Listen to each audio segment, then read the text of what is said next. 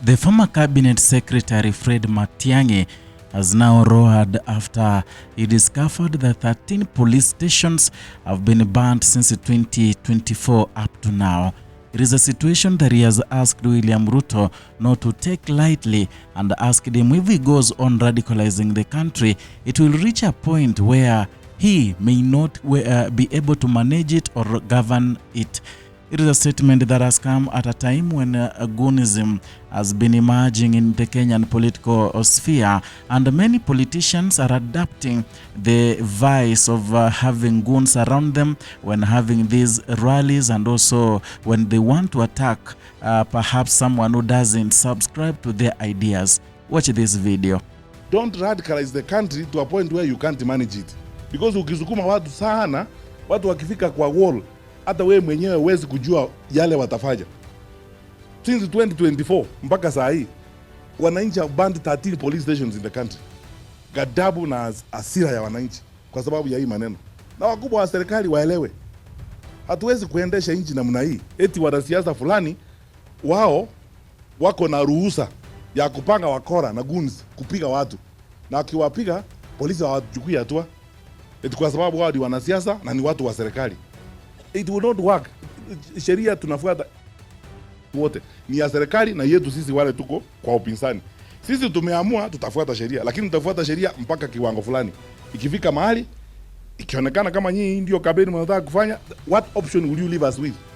Fred Matiang'i is known as a fix-it man, as a no-nonsense man, someone who means business, someone who says what he means, someone who doesn't lie.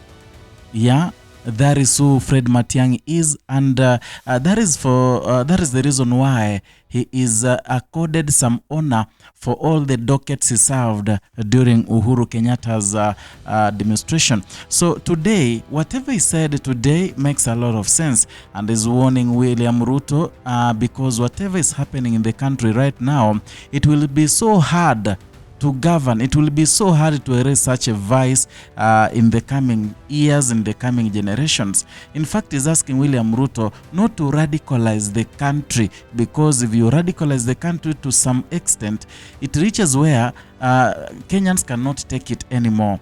And when Kenyans do not take it anymore, they will retaliate vibaya sana.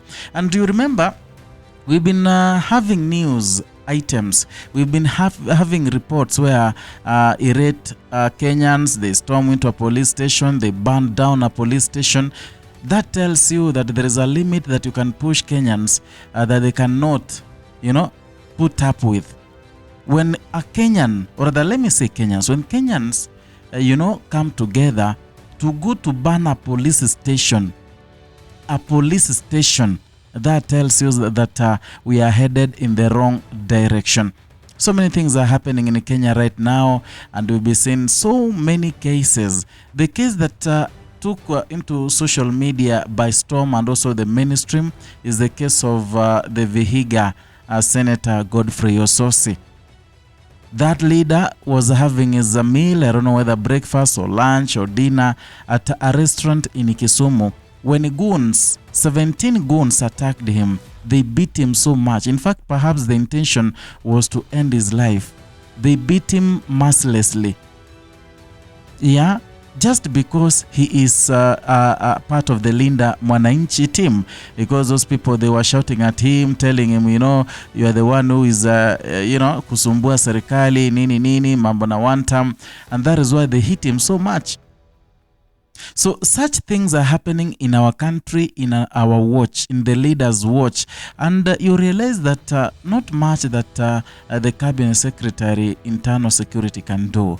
Recently, when he was being grilled in parliament, he said that those goons who beat up Godfrey Ososi have fled the country. They are not in Kisumu, and they are now in the neighboring country, Uganda.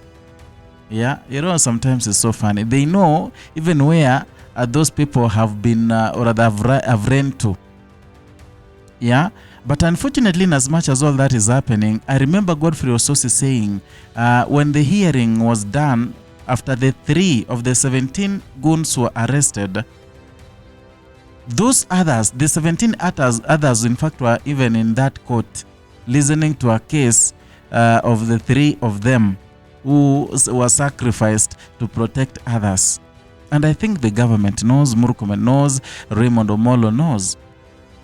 And you realize the three people who were arrested and released on a cash bail of 1 M each. If you look at them, you know, this complexion, these faces can tell you that someone can afford 1 million shillings and this one cannot. Their faces indicated people who cannot even afford 100,000 shillings. So if they were out by 1 million cash bail, that tells you that there is someone who's funding them. There is someone who's having those goons.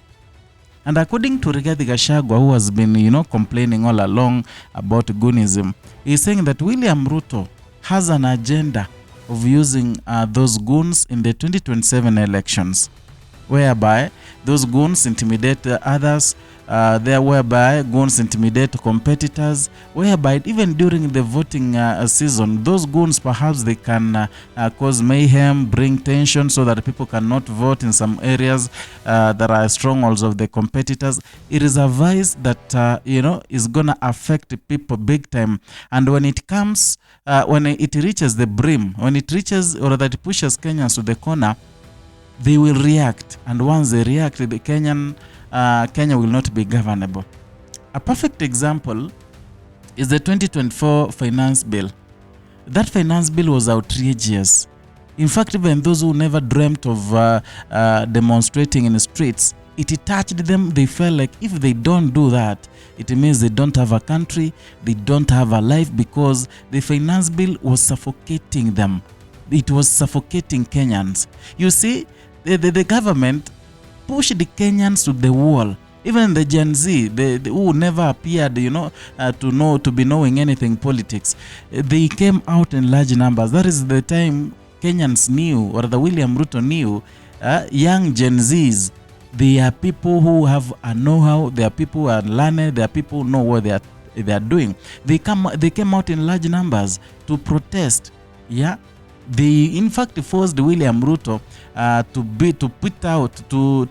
to fire all the cabinet ministries and start appointing afresh, in as much as he played the cards and then replaced them with the ones who are there. Yeah, but there is an indication that Kenyans can be pushed to a corner. Can reach the brim whereby they don't fear anything, they don't want to talk, they don't want a conversation, they just want to act. That is a situation that Fred Matiang'i has been warning. That is a statement. That is why Fred Matiang'i is so bitter and is warning the current administration of William Ruto that they should not radicalize Kenyans, because if it backfires, it will be bad. And another thing, Kenyans have been asking Fred Matiang'i to be the Fred Matiang'i they knew. You know, Fred was someone who could talk. Someone, when he talks, everything tremors. When he talks, everybody shivers. Kenyans, they want that kind of Matiang'i. They want that kind of voice that Fred Matiang'i used to have when he was leading some dockers, like the internal security, like when he became the super cabinet secretary, you know. They want him. Now he has started bringing back his voice. He has started bringing, you know, the kind of Matiang'i, his old Matiang'i, not the one who came from World Bank. I don't know what you think, but you can write your comment down there in the comment section. Indicate what you think about William Ruto radicalizing the country, using goons and causing intimidation. Write your comment down there. Perhaps it can form a basis whatever we're going to talk in the next video. If you're new here, consider subscribing, liking and sharing our content. Equally hit the notification bell so that you can be receiving notifications each and every time we bring you a new content.